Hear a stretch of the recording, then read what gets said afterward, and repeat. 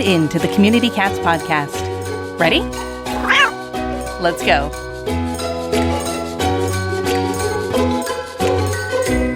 Welcome to the Community Cats podcast. I'm your host, Stacy LeBaron. I've been involved helping homeless cats for over 30 years with the Merrimack River Feline Rescue Society.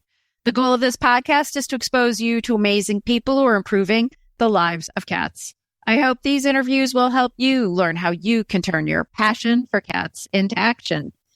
And today we're speaking with Dr. Bob Weedon. Dr. Weedon is currently the medical director and a high-quality, high-volume spay-neuter surgeon with Animal Rescue Coalition in Sarasota, Florida.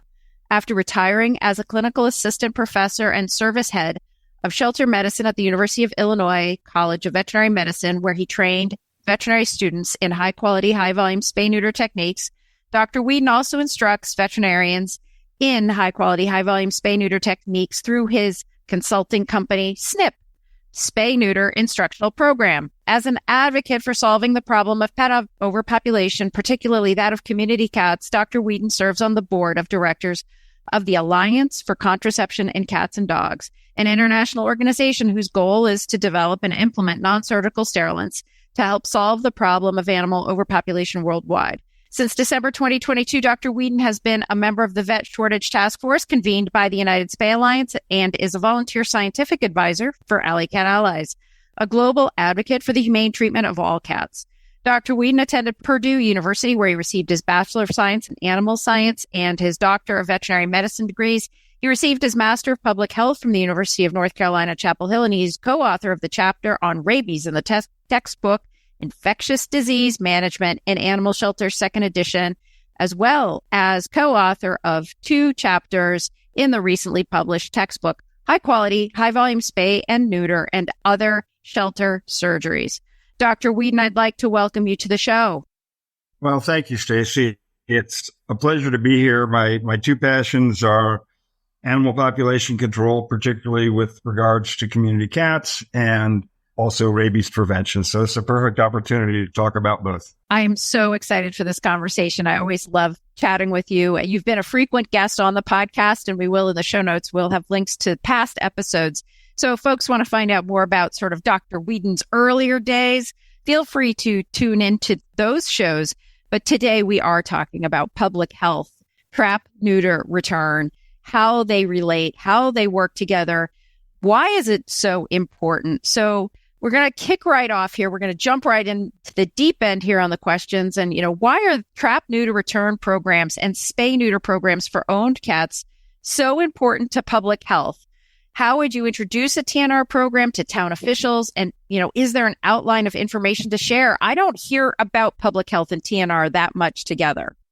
Well, first of all, Stacy, there's a small but vocal group that uses fear-mongering to oppose TNR programs. And officials who lead municipalities often read this tripe, and as a result, because of that fear-mongering, they can be hostile with respect to establishing TNR programs in their communities. And probably the most notable attack on TNR is the book Cat Wars, The Devastating Consequences of a Cuddly Killer, written by Peter Mara and published in 2016. According to Mara, who's been with the Smithsonian Institution's Conservation Biology Institute since 1999 and now runs its Migratory Bird Center, outdoor cats are, quote, unrelenting killers and cauldrons of disease, unquote, whose, quote, devastating consequences, unquote, must be dealt with by eradication in the name of biodiversity. Quote, from a conservation ecology perspective, the most desirable solution seems clear: removing all free-ranging cats from the landscape by any means necessary. First of all, since when did killing one species in the name of another ever make any sense? Well, recently, opponents of TNR programs have focused on 2 public health issues, rabies and toxoplasmosis, in their efforts to scare people regarding the apparent threats to these diseases posed by feral and free-roaming cats. We're going to discuss these 2 diseases today and demonstrate why TNR programs actually protect people in their communities from these threats. So to answer your question about introducing TNR to town or county officials, Stacy, from my perspective, TNR programs have traditionally been about the welfare of the cats. I prefer the term TNVR, Trap-Neuter-Vaccinate-Return, to emphasize the fact that we are vaccinating these cats for rabies. In doing so, we are creating a barrier to the disease between wildlife and domestic pets and people. As a result, we engage a whole new set of stakeholders, the public health community. Suddenly, it isn't just about the well-being of the cats, but now the well-being of the community comes into play by creating this barrier to rabies between wildlife and pets and people. Once the public health community realizes that this is indeed beneficial to the community at large, they would, or should anyway, embrace TNVR for its benefits to the cats and to the community. So when you have approached public health officials, you go with the angle that there is a buffer created in between the TNVR cats. So when we're talking with our public health officials, we need to say TNVR, not TNR. And so that's one important factor that we need to make sure we have in that conversation. And we also have to say that these cats, because they are vaccinated, they are actually protecting the community. Would you agree with those two statements? Got a great visual that I use. And I don't know, maybe it's a good time for a spoiler alert about the possibility of doing a webinar for United Spay Alliance early next year. But I've got a really great PowerPoint presentation that's got a wonderful graphic that shows with just 50% herd immunity, just vaccinating 50% of the cats in a colony, that as if a rabid animal were to come in contact with that colony, because half the cats are protected, then a very small percentage are actually going to be exposed and come down with rabies. One of the problems we see is in communities that are practicing TNVR, then animal control comes in and traps and removes vaccinated cats. Their place is taken by an unvaccinated cat. You can see how rabies then can explode potentially in that colony. It's kind of hard to explain, but the graphic shows it well. So if it's not a spoiler alert, then maybe, the listeners can watch the webinar come early next year. Yeah, and we'll make sure in our show notes, we certainly have a link to that webinar so people can visually see what you're trying to explain here and be able to take it to that next level of education. Obviously, we only have 25 minutes with you today, and in the webinar, you'll be able to expand to a whole nother level. Back in 2014, I was thrilled to get a phone call from the head of Department of Public Health. They reached out and they begged, really honestly begged, what do I need to do in order to get your mobile spay-neuter clinic to come into our town? Would you perceive that to be a progressive public health official?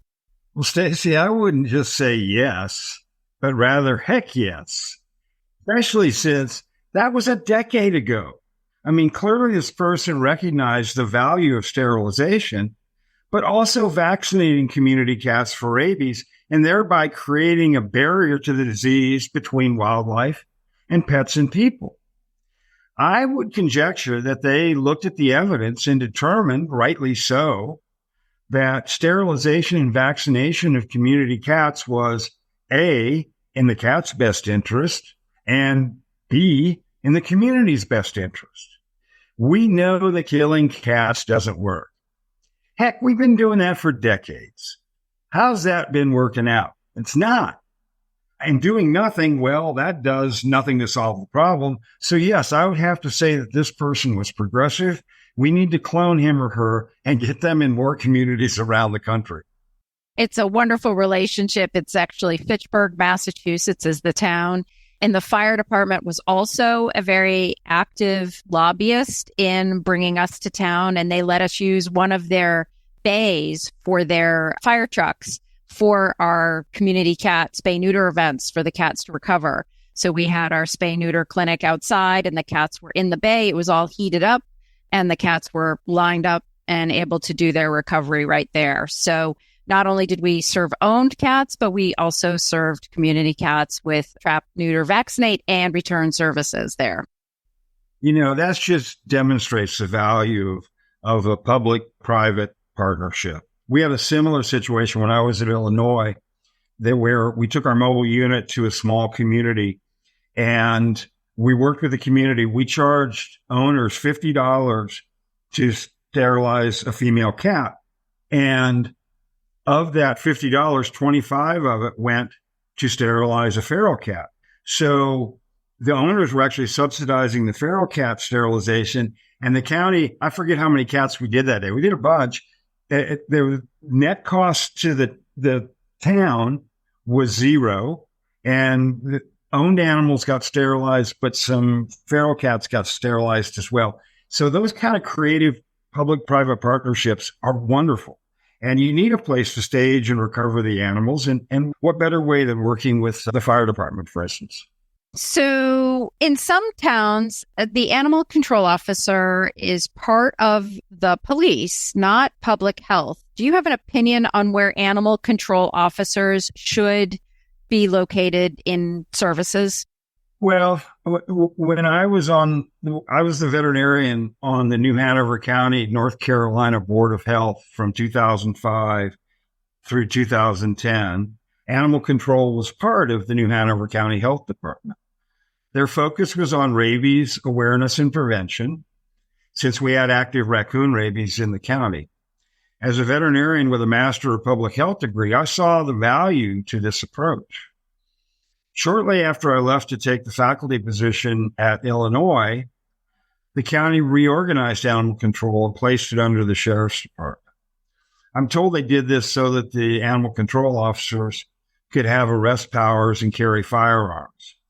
From my perspective, animal control belongs in the health department, but I can see arguments that ACOs should serve a law enforcement function as well. So it sounds like you're coming on the record saying it depends.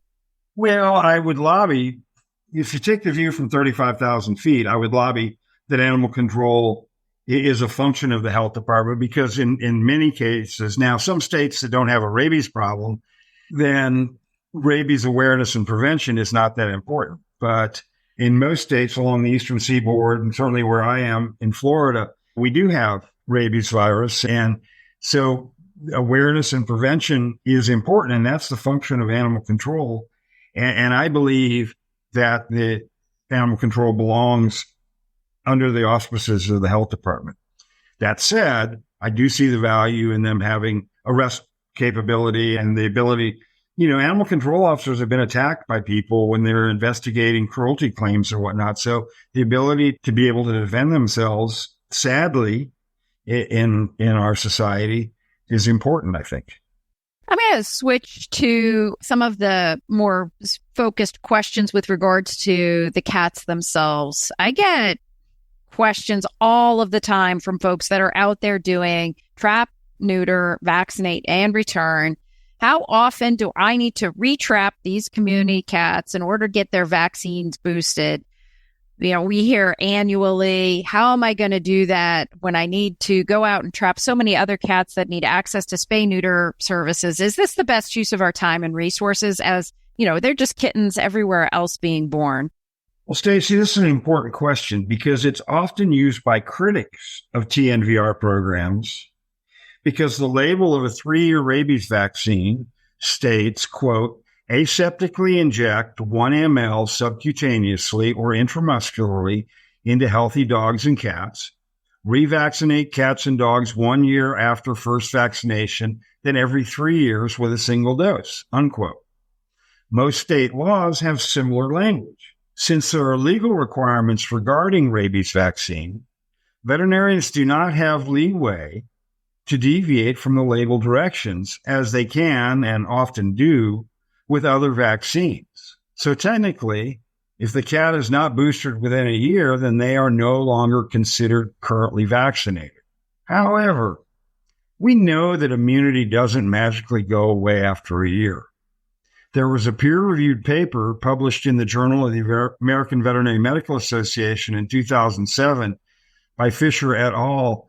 That concluded, quote, vaccination of feral cats at the time of neutering may protect them for much of their remaining lifespan because immunity that develops following vaccination has been shown to persist for a minimum of 3 to 7 years in most cats. Ideally, feral cats should be recaptured and receive booster vaccination, particularly with a vaccine against rabies, according to the guidelines established by the American Association of Feline Practitioners, unquote.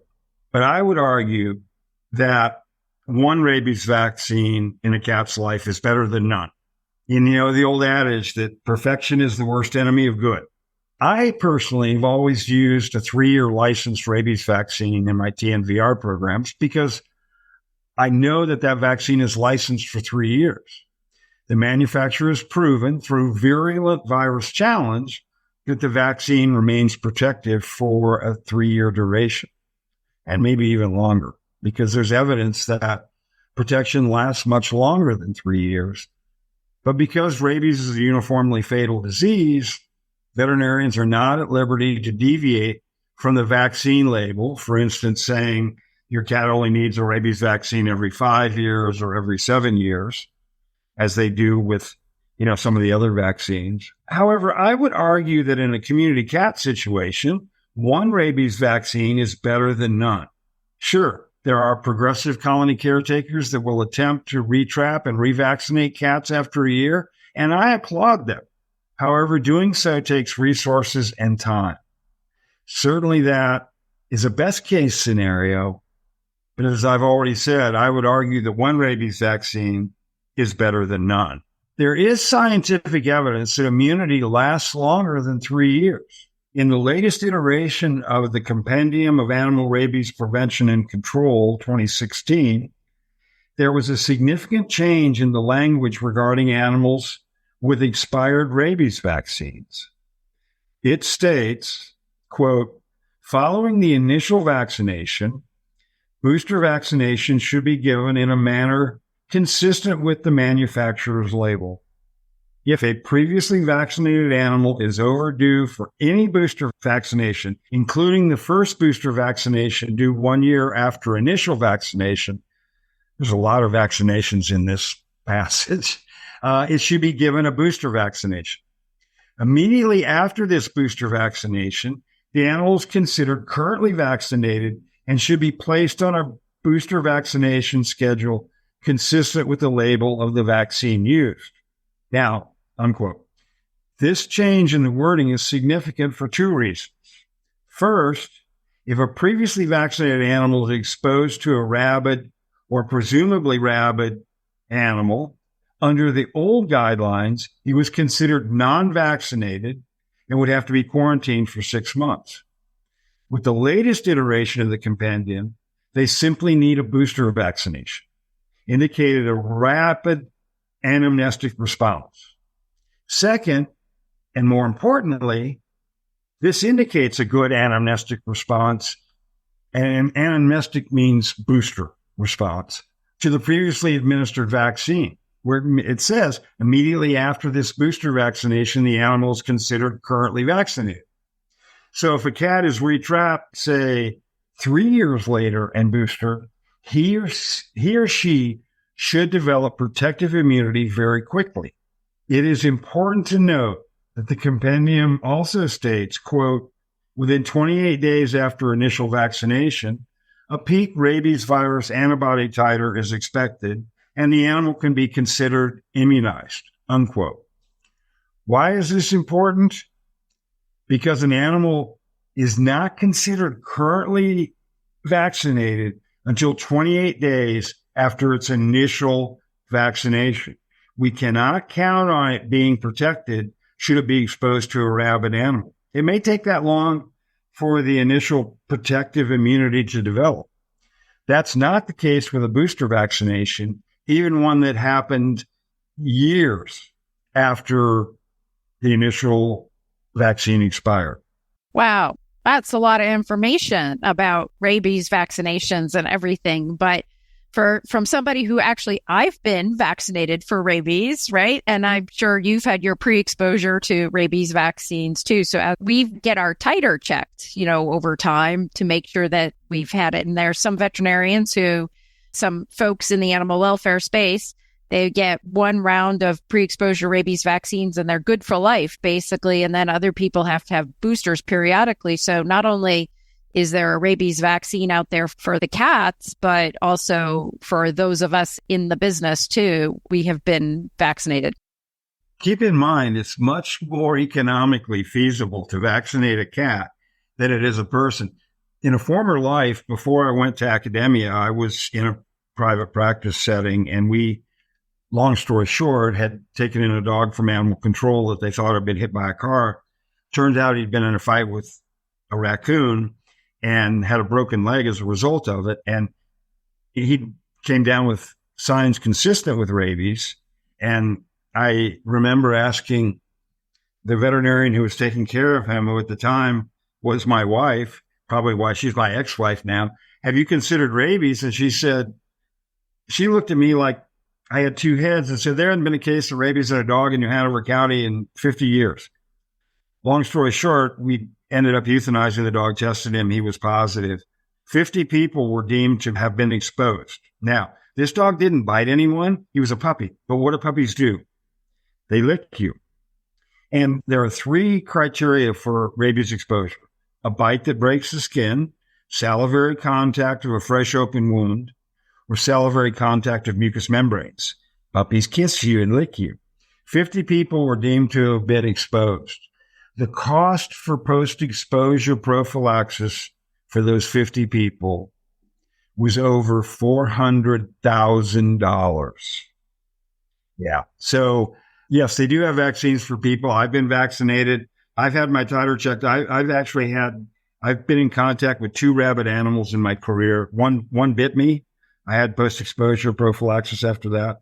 And then this little Johnny dog, the puppy, it had been a long time since I'd been titered, so they made me go through the post-exposure again. But my titer's very high ever since. And it's much easier and much more economically feasible to protect yourself. And that's what we're doing with these cats. We're vaccinating them. And rabies vaccine costs wholesale $2 or $3 a dose. So organizations that claim we don't have resources to do that, $3 including a syringe, come on. Look at the impact you're going to make in your community by vaccinating these cats and creating that barrier to the disease between wild animals. So, embrace your cat addiction with Whisker Tracker. Download the free mobile app that lets you track your cat sightings and helps you manage your cat colonies. You can create cat profiles, see your cats on a map, and track the health and status of all your cats. Whisker Tracker is available to download now, with new features being added monthly. Cat facial recognition will allow you to identify cats and help find missing pets. You can track your walks and how many cats you spotted, complete fun cat finding challenges, and climb to the top of the kitty leaderboard. The cat's locations are private for their safety, but you can connect with other caretakers through the cat's profile. When you sign up for a premium subscription using a Rescues referral code, the rescue will get a portion of the monthly revenue. Help support your favorite rescue by taking pictures of cats. With badges, leaderboards, and a community of cat lovers, Whisker Tracker is more than just an app. It's a movement. Get it? It's a movement. Join the cat spotting community and download the Whisker Tracker mobile app today. Want an easy grant opportunity for your animal organization? Maddie's Fund is giving away a $3,000 grant each month to one lucky Maddie's Pet Forum member. You'll automatically be entered to win each month when you start a new discussion, reply to a new post, or upload a new library resource. Learn more at forum.maddiesfund.org today. Wouldn't it be fantastic if your whole TNR team was on the same page? Imagine your staff and volunteers mastering trapping best practices, prepping cats properly for clinic arrival, and making everyone's job easier. Would you like to give them a toolbox of tips and tricks to refer to whenever trapping gets tough? Our monthly virtual TNR workshops are perfect for group training, covering everything from TNR philosophy to planning, equipment use, public relations, because we are all going to run into those stubborn neighbors, and cat care tips, plus more. With Q&A sessions, handouts, customized content for your program, your team will be ready to successfully reduce the number of free-roaming cats in your community. Ready to turn your trappers into a team? Great!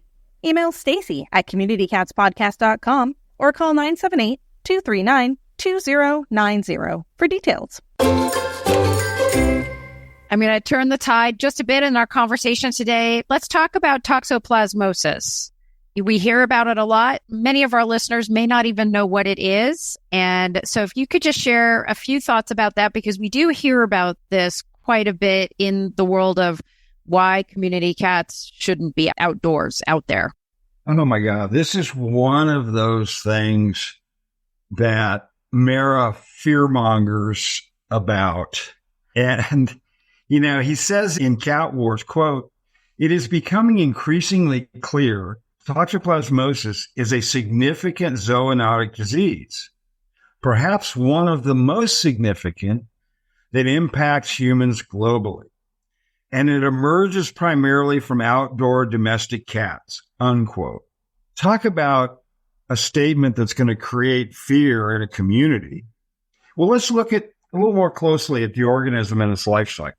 The life cycle is very complex, but while the cat is the definitive host, the organism is shed in their feces for only a short time, 1 to 3 weeks duration, once in that cat's lifetime.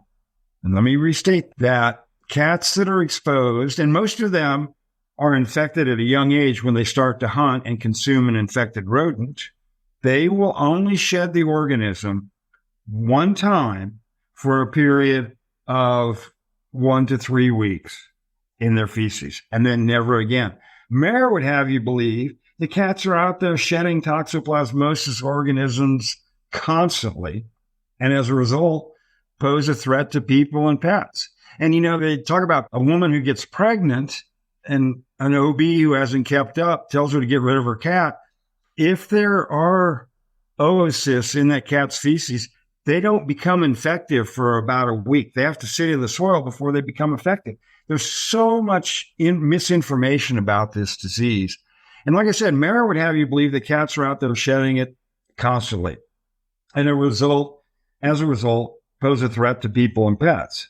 This is why he's been quoted as saying that we need to, quote, remove all free-ranging cats from the landscape by any means necessary, unquote.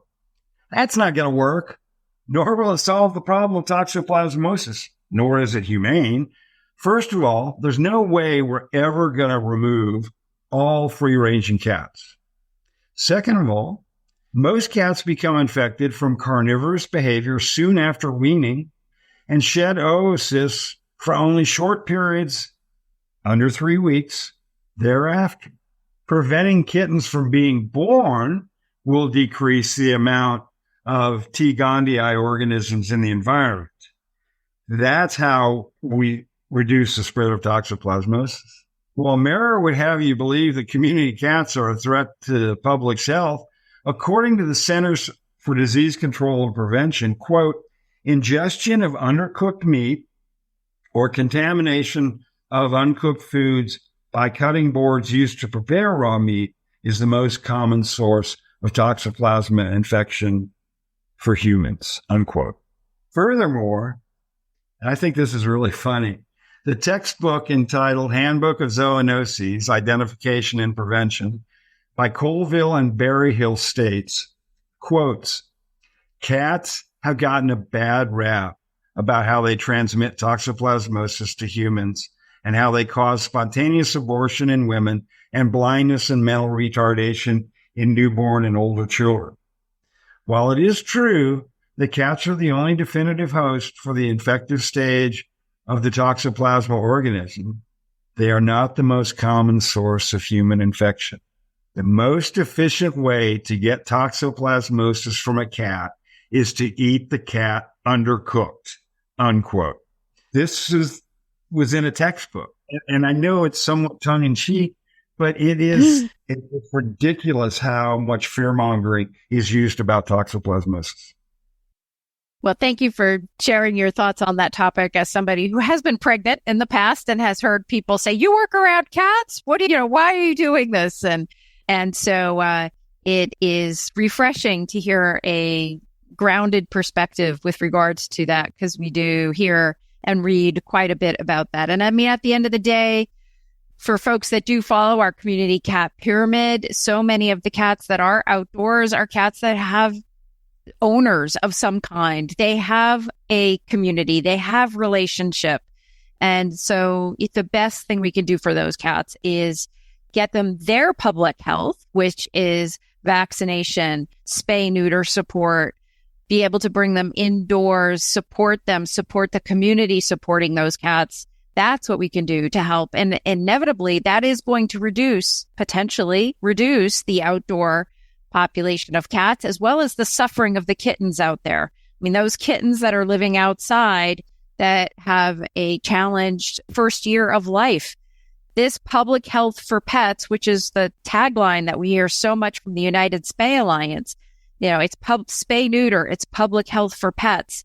That's what we need to be providing for the cats in our community. You agree, Dr. Weedon? 100%. And again, if you go back to one of my original statements, a lot of people think of TNR programs as to benefit the cats. But when you throw that V in there, TNVR programs not only benefit the cats, but they also benefit the community. Exactly. So, that's the goal. We want to help the cats, but we also want to protect the community.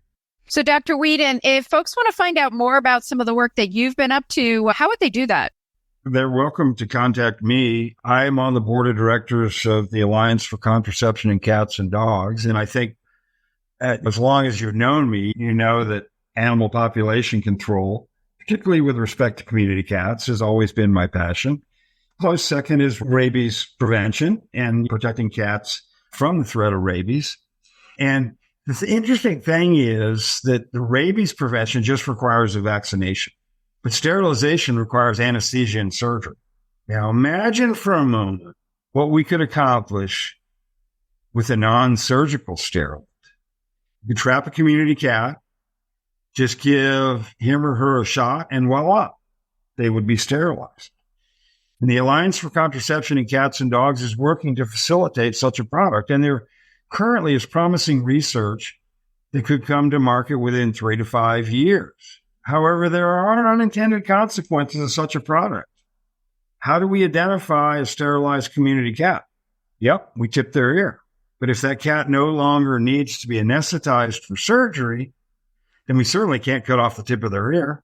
ACC&D is working on a way to identify these cats using a microneedle patch technology that will deliver a tattoo to the inside of a treated cat's ear. Now, you might say, well, how are you going to tattoo the inside of a cat's ear if it's feral? Well, we've thought about that. And cats that are truly feral will probably require some form of sedation for their injections, but not necessarily general anesthesia. And at that level of sedation will allow us to tattoo their ear. And then once completed, that sedation could be reversed and the cat could be immediately released. One high-quality, high-volume spay-neuter surgeon can sterilize 30 to 40 cats in a day, depending on gender. Imagine how many we could do if we just had to give them an injection. Stay tuned, folks. It's coming. Wonderful. Excellent. Excellent. Anything else you want to share with our listeners before we sign off? You've got my email address, Stacy. If anybody contacts you wanting more information or wants to get a hold of me, feel free to share it with them. I'm happy to share it and answer any questions that may arise from this.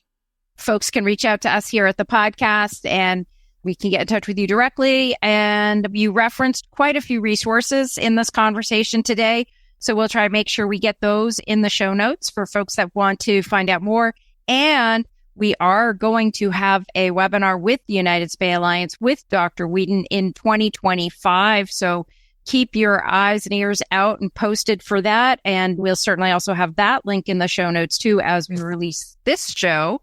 So Dr. Weedon, I want to thank you again so much for being a guest on the show and for all that you do for community cats. Really appreciate it. And I really hope we'll have you on the show in the future. I'd love talking to you about this and sharing this information with your audience. I don't want to wear out my welcome, Stacy, but like I said, anytime I can help, I'm happy to do so. I really do appreciate it. Super. Thank you so much, Dr. Weedon. You're quite welcome. That's it for this week. Please head over to Apple Podcasts and leave a review. We love to hear what you think, and a 5-star review really helps others find the show. You can also join the conversation with listeners, cat caretakers, and me on Facebook and Instagram. And don't forget to hit follow or subscribe on Spotify, Apple Podcasts, Google Podcasts, YouTube, Stitcher, or wherever you listen to podcasts so you don't miss a single show. Thanks for listening, and thank you for everything that you do to help create a safe and healthy world for cats.